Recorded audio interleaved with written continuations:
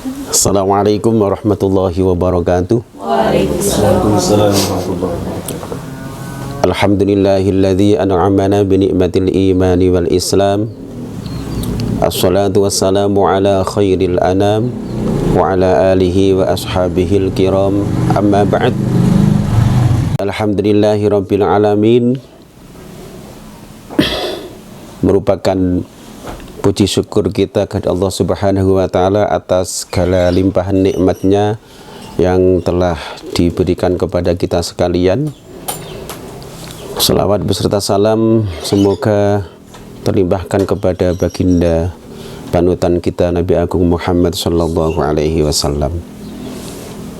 Teman-teman yang berbahagia, pada hari ini kita telah memasuki tanggal 28 Juni sekaligus 28 Zulqa'dah. Kalau orang Jawa sini daerah Batur itu menyebutnya Zulkaidah. Tapi kita harus paham, mau disebut Zulqa'dah mau Zulkaidah, kita harus paham. Artinya sebentar lagi kita akan masuk pada bulan yang mulia, yaitu bulan Zulhijjah. Orang Jawa menyebutnya bulan besar. Di awal bulan Zulhijjah itu ceritanya di mana Abul Bashar Nabiullah Adam alaihi salam setelah menjalankan perintah Allah diturunkan ke bumi. Karena yang memerintah Allah ini sebetulnya apa ya? Coro Jawa ini hukuman. Setelah Nabi Adam itu melakukan melanggar larangan Allah, yaitu perintah jangan mendekat pada wid khuldi, syajaratul khuldi. Ini karena Nabi Adam beserta istrinya Siti Hawa itu melanggar perintah Allah, maka Nabi Adam mau tidak mau harus mengikuti komando Allah, tidak boleh berada di dalam surga lagi.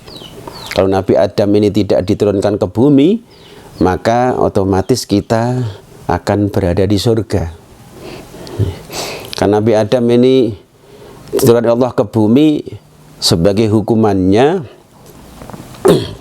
konsekuensi daripada melanggar larangan Allah, Nabi Adam diturunkan ke bumi.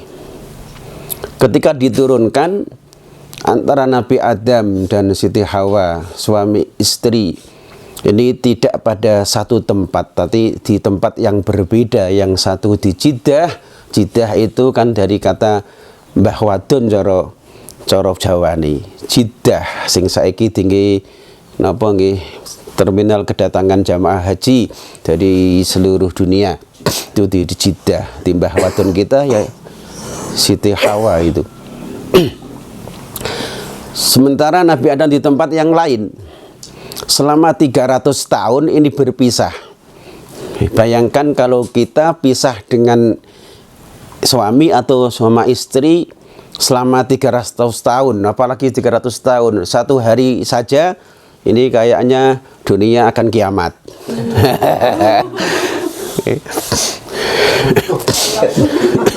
Entah kalau ibu-ibu, kalau bapak-bapak ini satu hari ditinggal istri, mau makan ya dimakan apa?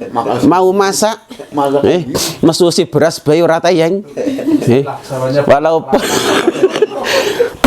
walaupun sekarang sudah ada alat yang canggih, Magicom, kalau nggak tahu caranya kan satu hari penuh kita memasukkan beras yang setelah dipesusi, setelah dibersihkan, nggak direkno kan nggak mungkin masak, nggak mungkin jadi nasi. Itu salah satunya. Maka tanda-tanda kalau suami ini maupun istri sayang sama suami atau istrinya, ketika salah satunya tidak ada di rumah, sedang bepergian, itu sering keluar dari rumah. Misalnya kalau kita besok sudah tua, Nyai, Ibu Nyai sedang pergi ke pasar. Biasanya jam 11 sudah sampai rumah, kok jam 12 belum sampai rumah.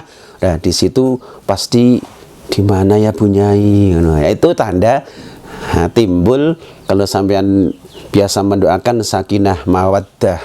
Itu ada rasa mawaddah, timbul rasa kasih sayangnya. Nah, pada tanggal 1 Zulhijjah itu taubatnya Nabi Adam beserta Siti Hawa, Ibu Hawa, Sayyidah Hawa, ini diterima oleh Allah Subhanahu wa taala tanggal 1 Zulhijjah. Selama 300 tahun berpisah, belum bisa diterima oleh Allah taubatnya. Tanggal 1 diterima.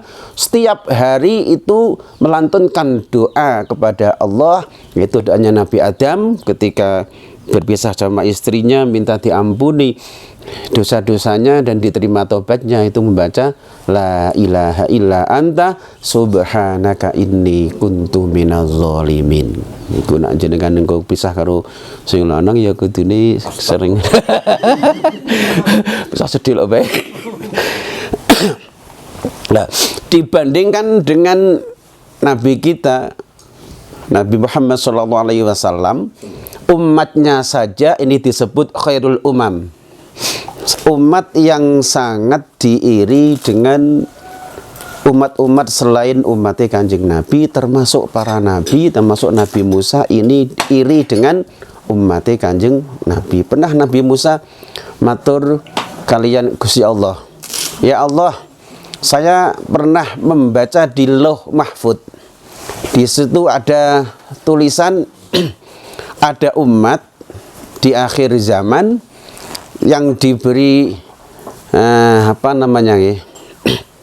diberi kesempatan asyafi'un wal musyafa'un, bisa memberi pertolongan dan diterima pertolongannya oleh Allah.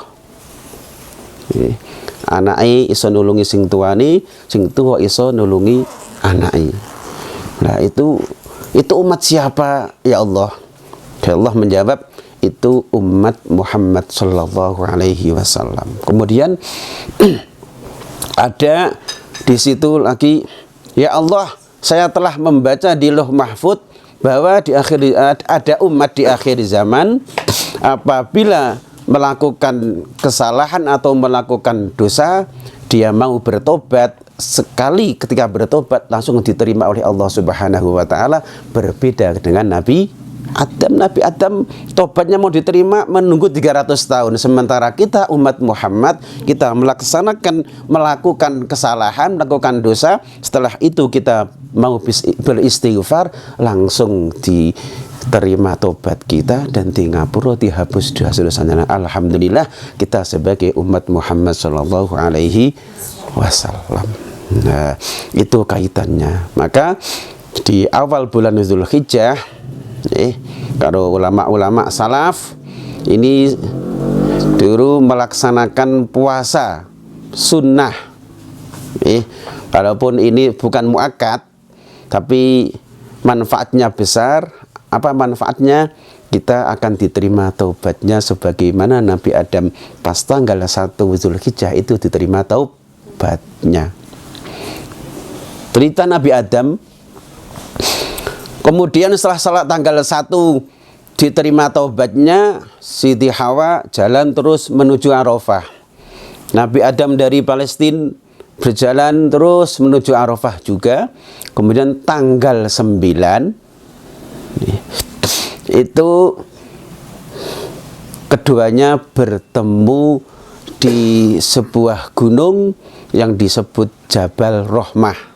Jangan sampai kita menyebut gunung Jabal Rahmah. Jabal itu artinya gunung. Jabal Rahmah. Kemudian keduanya saling naik sampai di puncak, bertemu. Kalau besok semoga panjenengan semua dikesempatan oleh Allah bisa ziarah ke sana. Nanti ada tugu. Tugu itu adalah monumen.